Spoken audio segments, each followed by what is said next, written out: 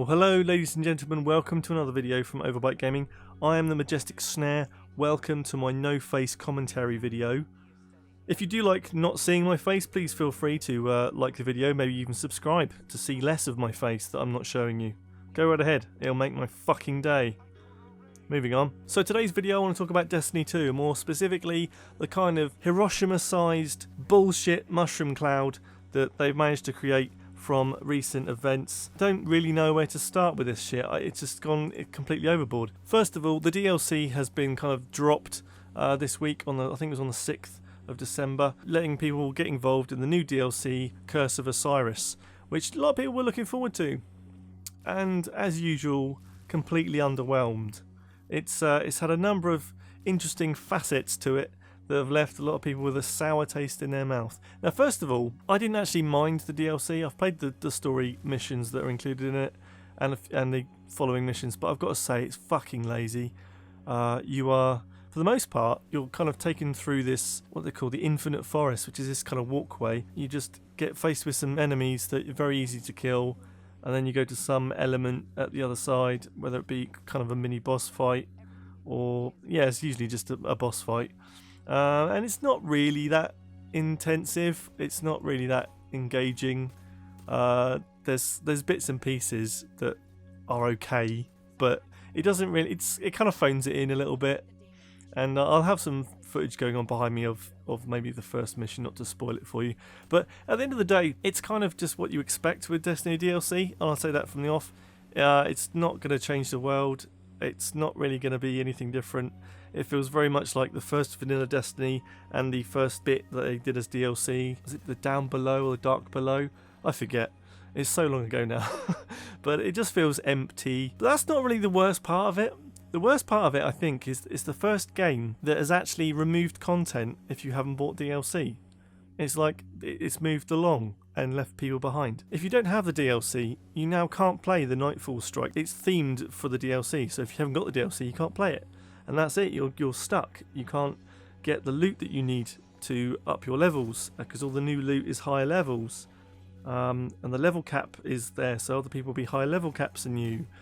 And it's just the usual thing you get with a kind of an MMO situation, but it's just a sour taste in your mouth that if you haven't bought the DLC, you now can't play some of the game that you've bought. Now that might be sort of meh for people on the consoles who've had the game for an extra month, but for people that have bought it on PC, yet again they've been screwed over, because if you haven't bought the DLC, then after 6 weeks or so, you've then been left with a half a game, or not, that's an exaggeration, but a game that hasn't got some elements to it that you had the day before, which is kind of shitty, isn't it? It basically means that the game Destiny 2, if you want to play all of the content inside it, as of today, the 12th of December, it's going to cost you £80 minimum. So I don't quite know what they're playing at. They've really kind of shot themselves in the foot. The other news that came out recently, this is a little bit old, but bear with me, that if you play for a long time, it reduces the loot drops, or reduces the reward and the drops that you get down to 5% of what you would actually get if you just started playing, as I understand it. This means that they are trying to make you grind more for less. They are just, I don't think they're on the ball this time round. I really don't. How? What? Why? That's all I can think of. I can't even get words out. These games you're paying a lot of money for, and then they are literally squeezing the last fucking dollar, pound, cent and penny out of you, and for some reason people keep on doing it because they like the franchise. I've seen a number of people on YouTube who are big Destiny fans. There's one channel called Skill Up. He did a video recently, maybe I'll link it down in the description. He was basically saying, Destiny 2, that's it, I'm done, I'm walking away, you fucked me over enough, that's it. But he goes into very, very articulate reasons why, so please go check him out. He's not like he needs my help, for fuck's sake. He's got like hundreds of thousands of fucking subs. He is a guy that has actually had enough. I think it's a valid thing that he's actually come out and said that, because not only are people who I thought, might have a bit of Stockholm syndrome of Destiny 1 and thinking, okay, well, maybe they like the grind and there's not enough grind in the second game. Oh, how fucking wrong I was. Jesus Christ. The grind is real. The grind is here. And Destiny 2 lets you grind, and to be fair to it, it was giving me loot. constantly, I hadn't got a problem with that. I'm quite a casual player, so I don't really go in for the end game or spend game content, as I heard someone call it the other day. That's fucking genius. But the spend game content, that 50% of your loot is actually hidden behind the Eververse boxes. I thought you could get them in game, but oh no. There are some things you will never get unless you actually buy them, which is fucking disgraceful. This is like evil genius of game design 101, isn't it? Buy a game, make them have to spend more, but don't be completely honest about the fact that they're going to need to spend more. We know Activision Blizzard have got that patent to work out how to convince you to buy stuff in game, which who knows if they're actually using it or not. I don't think they are at the moment. It's just mind-blowing that we've got to this point. I did see in the news today as well that Ubisoft have basically delayed 2 games, so Far Cry 5 and The Crew 2, as well as an unannounced game. That's probably because they've got the microtransactions and loot boxes in them. That seems a bit suspect to me, but they're making sure they don't hit the same EA problems. I don't think enough attention is actually going on to Activision Blizzard with Bungie and what they're doing with Destiny 2, because if this sells really, really well and they get a lot of money off the loot boxes, why wouldn't they do it again, even with the press? Because they seem to be flying under the radar a little bit of all this. I'm a bit disappointed in them because, to be fair, we gave it quite a good review. Curse of Osiris.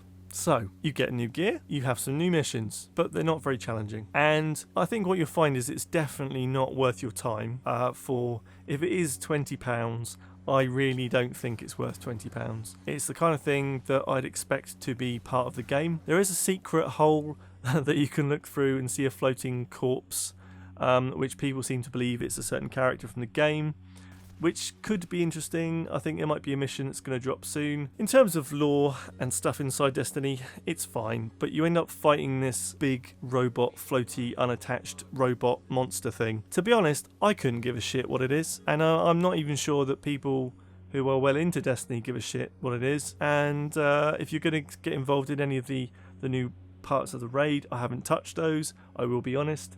I don't have enough friends to play the raid, and I don't want to play randoms. I know you can do the guided game, which actually is a good feature.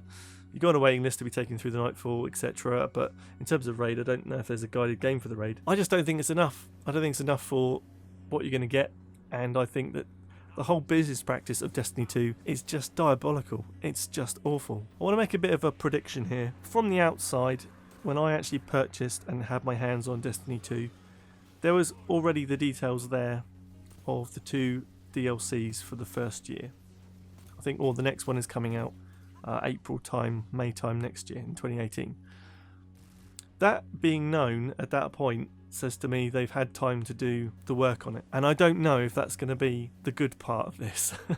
If they come out with another DLC in May that's a similar quality to Curse of Osiris, I think the gaming community is going to drop it like a turd that's just caught fire. I mean it. Bernie turd time is going to be if they don't get this right. The second DLC, they have to learn from the first one. They have to. And I don't know if they want to.